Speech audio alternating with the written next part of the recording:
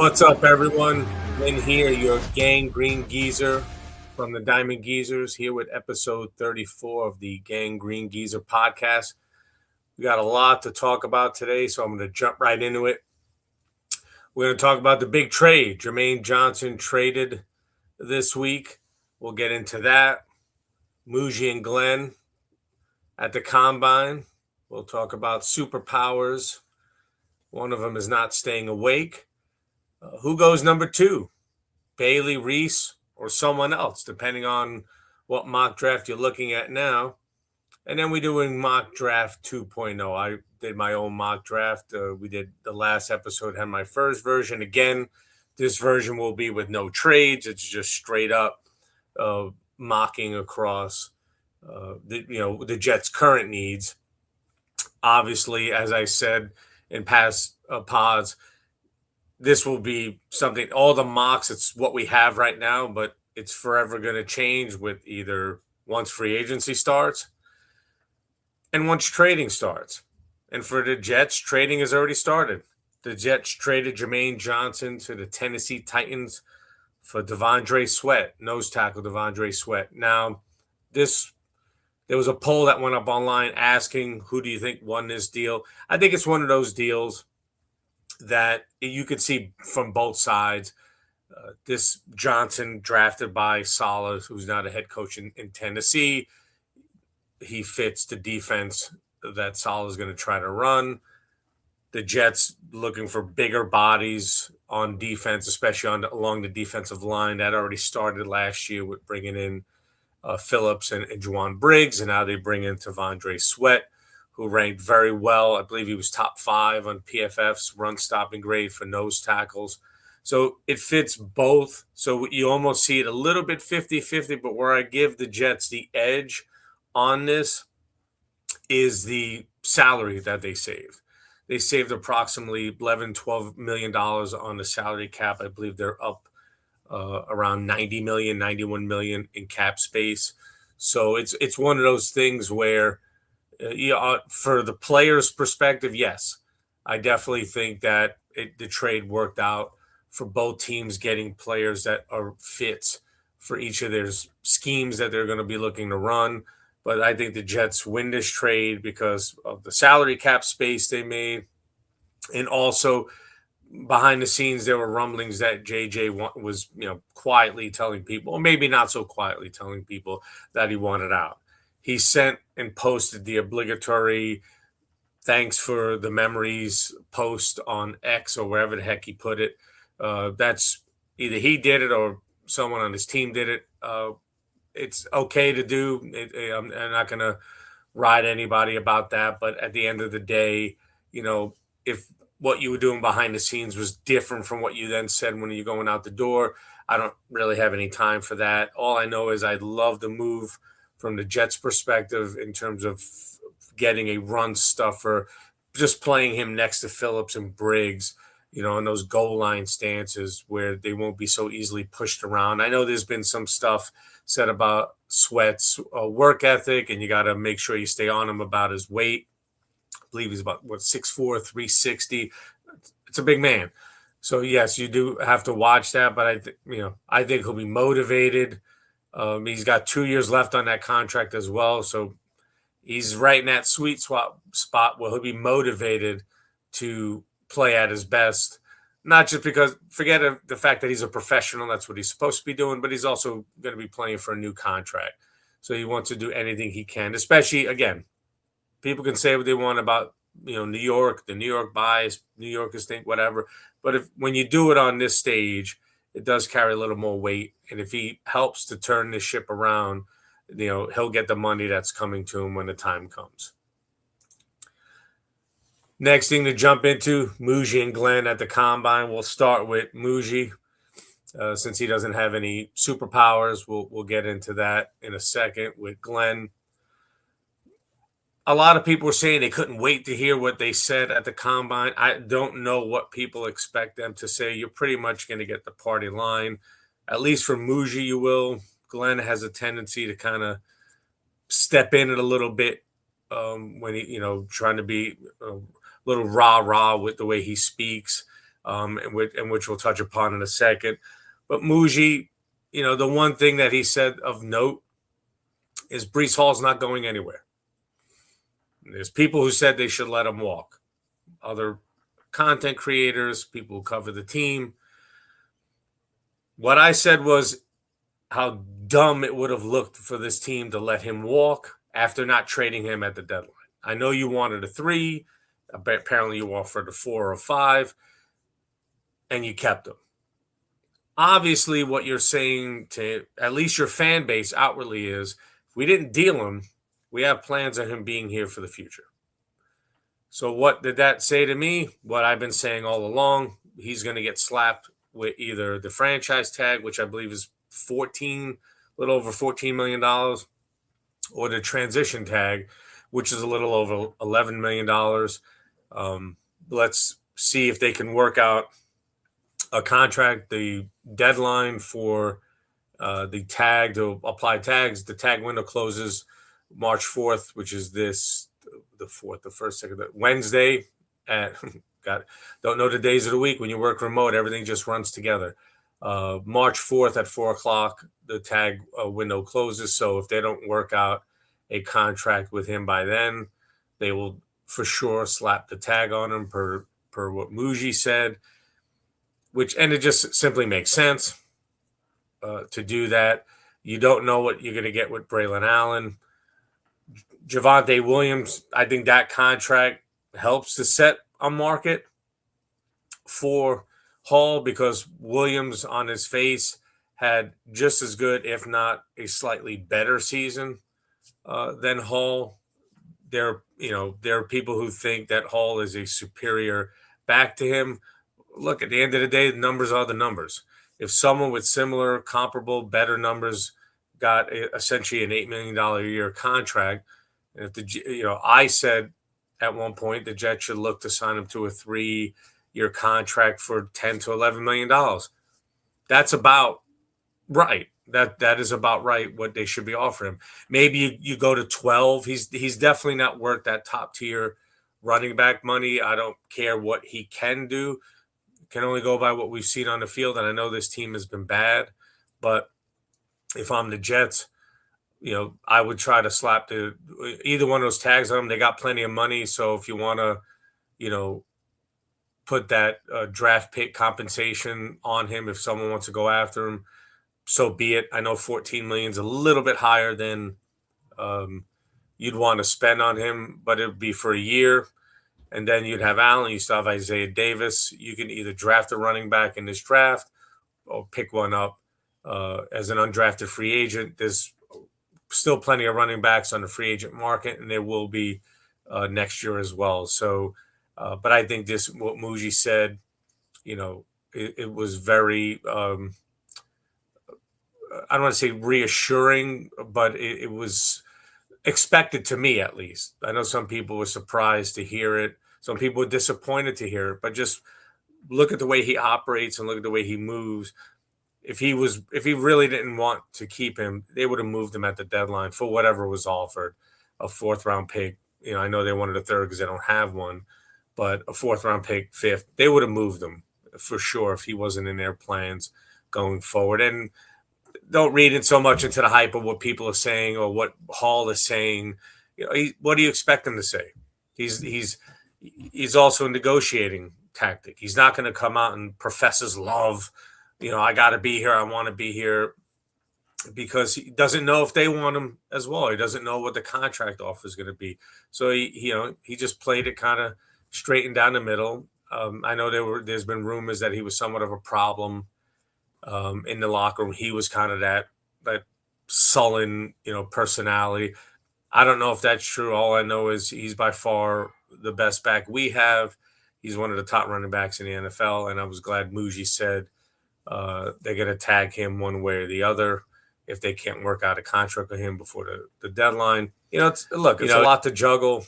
As Mougey said, you're juggling, and some dumb things. And I'll get into this about the Glenn when I get into the Glenn comments in a second.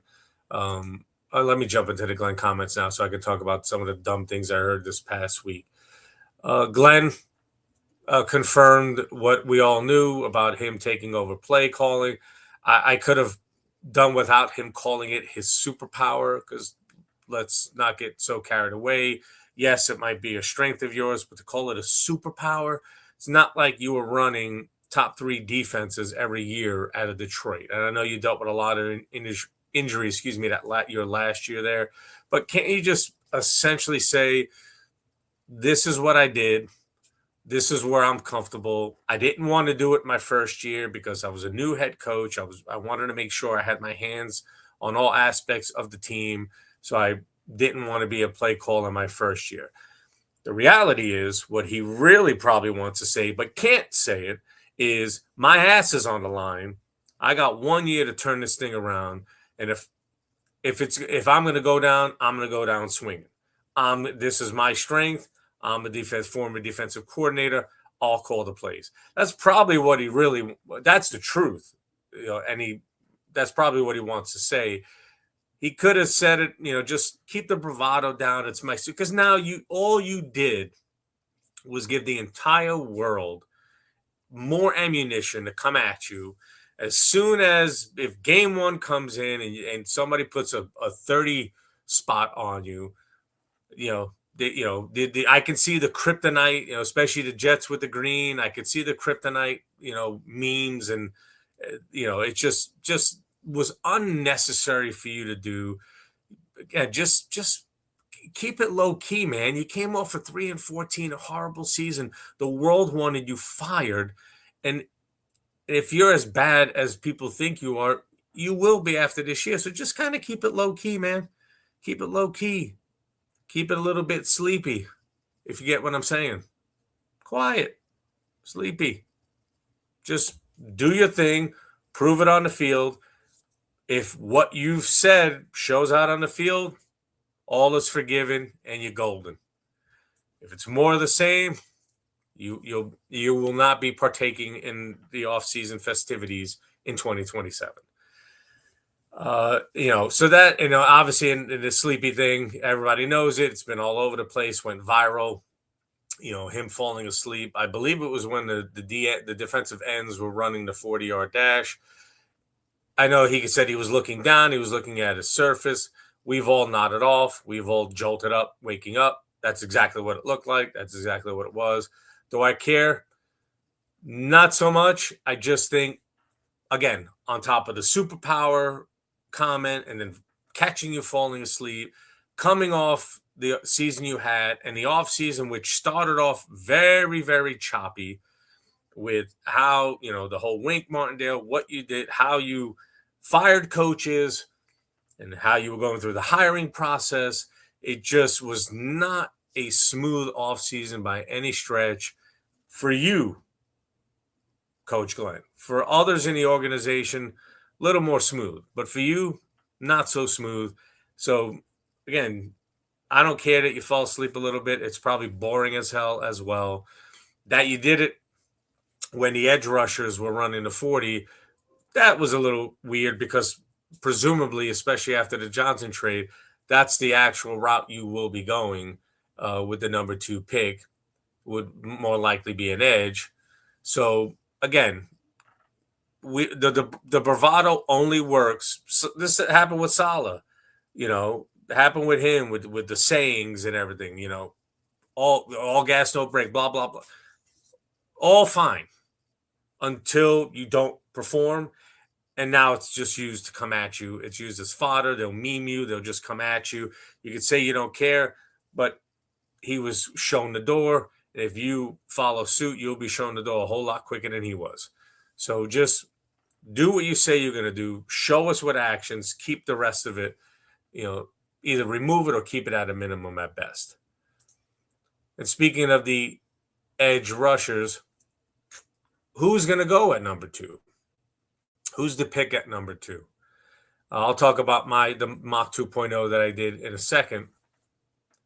I think I always thought it was going to be an edge player. Obviously, after trading Johnson to the Titans earlier in the week, I'm more convinced than ever it's going to be an edge player. Obviously, the debate this past ever since the combine. Alvaro Reese running I think a 4.47.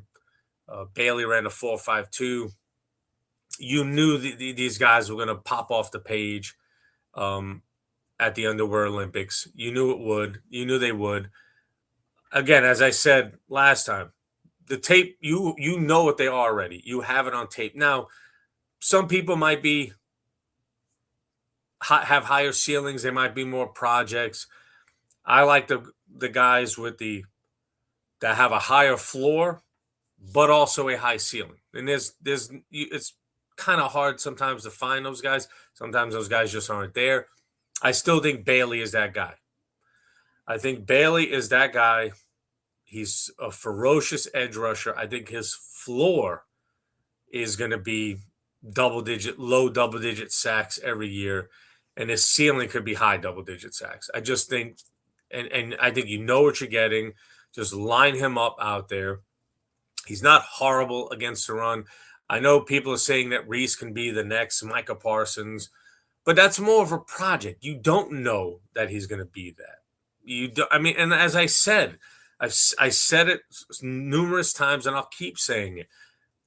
I hope if the Jets pick him, he does become the next Micah Parsons. But that part of his game seems to be more developmental than it would be for Bailey. Where Bailey, that's for sure what his superpower is rushing the quarterback.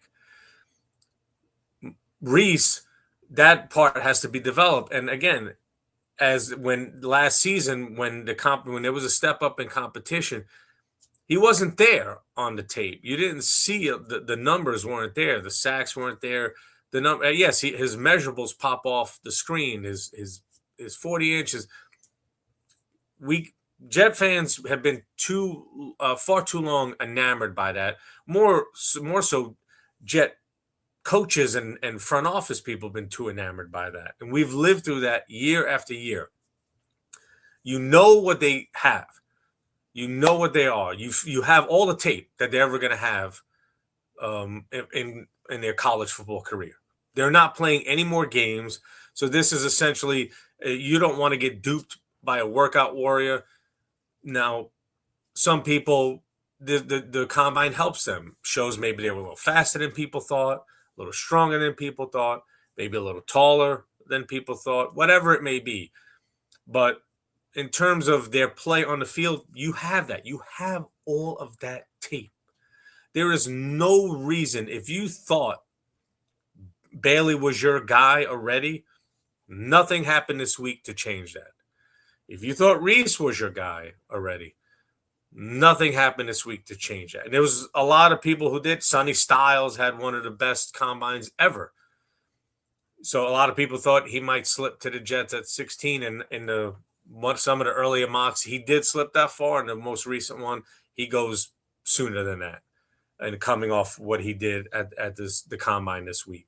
So I think that it's going to be Bailey is going to go number 2. I believe before the trade happened, Mel Kiper had Caleb Downs mocked to the Jets at 2. And then they had, I forgot the offensive lineman that was mocked to them at 16 from Penn State. You can't have that. I don't know what Downs is going to be. I really don't. I know they talk about culture changer. How many turnovers did the Jets have last year? How many interceptions did they have? We know it was a big 0. We know they didn't. But you're gonna have a different defensive scheme. You'll have a whole different. And you'll see in my mock draft in a second. I go heavy on defense in that draft, which I think the Jets will do. And again, these drafts will change once free agency starts and the Jets start signing people. This will change. Needs will change. People who might be high priorities will no longer be, and players will move around. Mock drafts will change. The one thing that won't change, no matter what happens, no matter who they sign, they absolutely need an impact defender at number 2, an edge player on this team. David Bailey fits that mold. And with that being said, I will now jump into my mock draft 2.0, and I'll go through who the picks were. As I've been saying, I go Bailey, number 2 overall. I go Mekhi Lemon, wide receiver, USC at 16.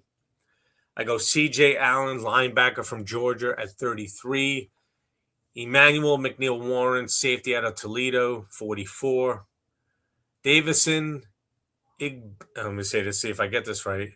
Igbinosun, cornerback, Ohio State. Told you I was going heavy defense. And anybody who watched the Jets last year, 100. If you say that whole side, it's been rebuilt by trades and some draft picks last year. It's by trades this year, and it will be signings and draft picks. That side of the ball is so bereft of talent. That's why I was tempted to even go defense at 16, but I just said I wanted to get one of the consensus top wide receivers in this draft, which is why I went with Lemon at 16. Then with the next 2 picks, pick 175 and 178, I go back-to-back offensive linemen. I go Fernando Carmona Jr., offensive guard out of Arkansas, and I go James Brockermeyer, center from Miami. Last 2 picks, tight end, DJ Rogers from TCU. Last pick, 243, Romello Brinson, wide receiver, SMU. I specifically did not take a quarterback in this version of my mock draft. I did in the last one. I specifically stood away from it in this one. I know there's been a lot of buzz about Ty Simpson. He may work himself into the mid-first round where he becomes an option for the Jets at 16. He might actually be there now. We'll see where he winds up as the offseason moves along before the draft.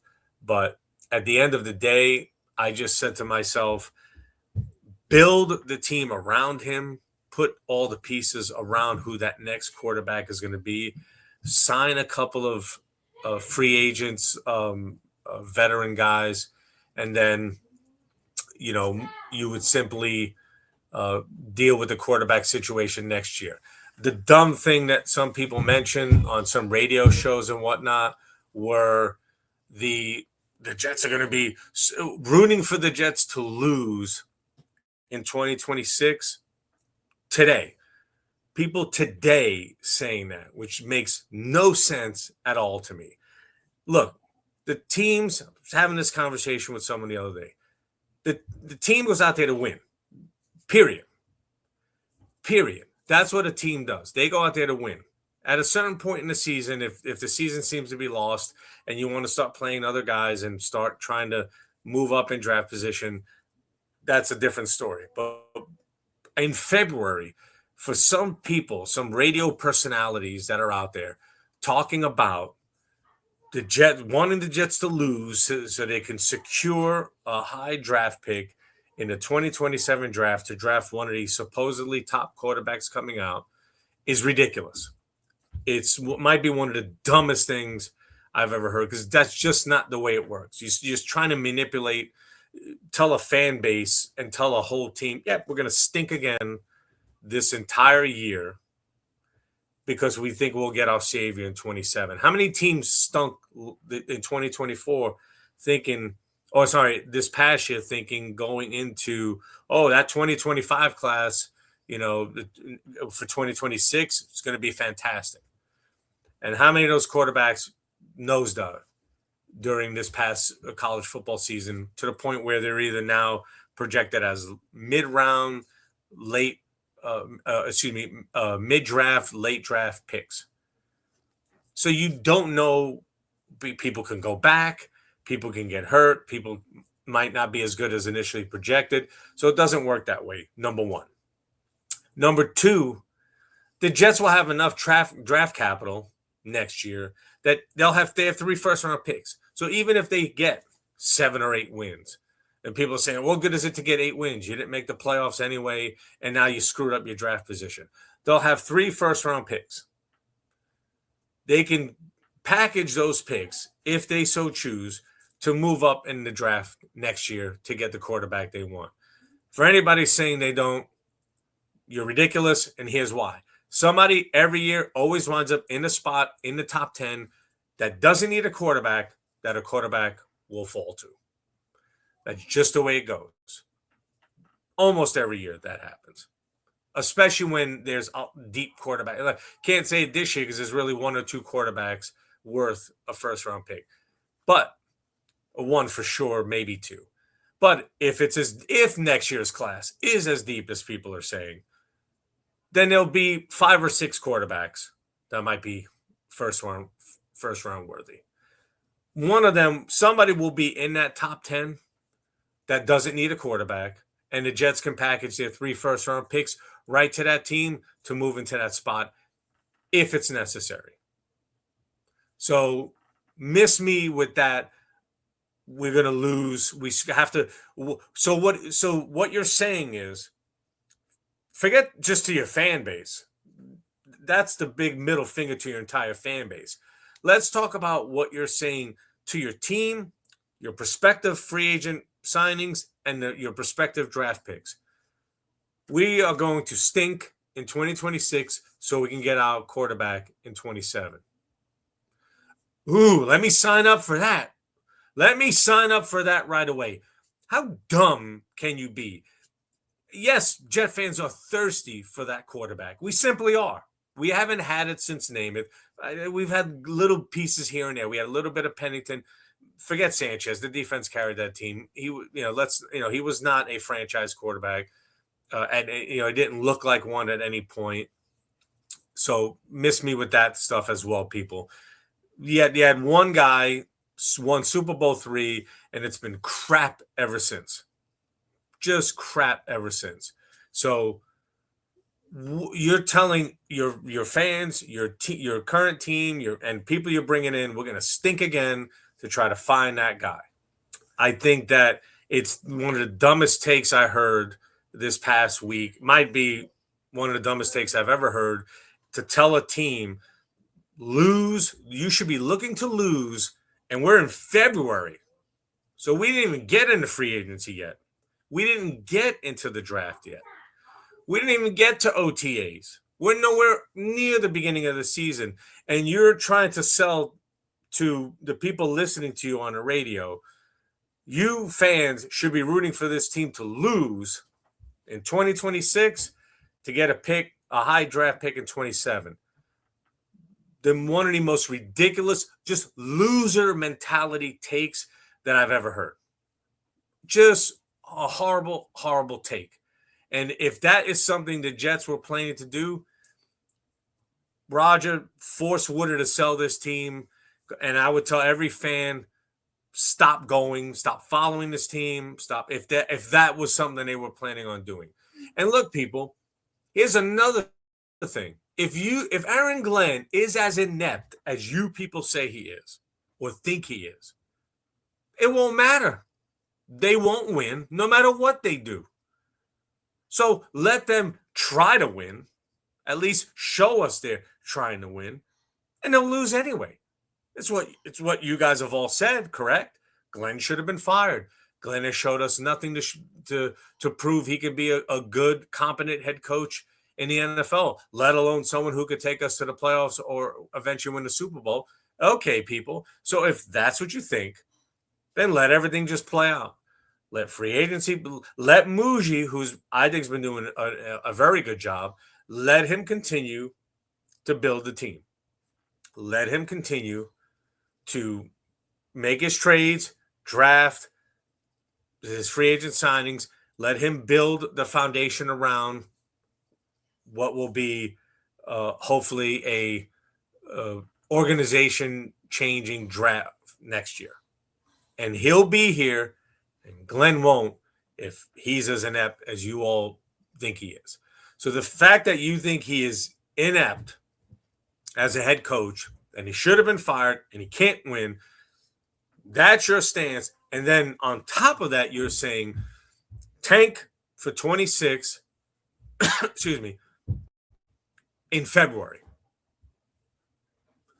Losers, absolute losers, to have that kind of take and position on what the Jets should be doing and asking an organization to do that.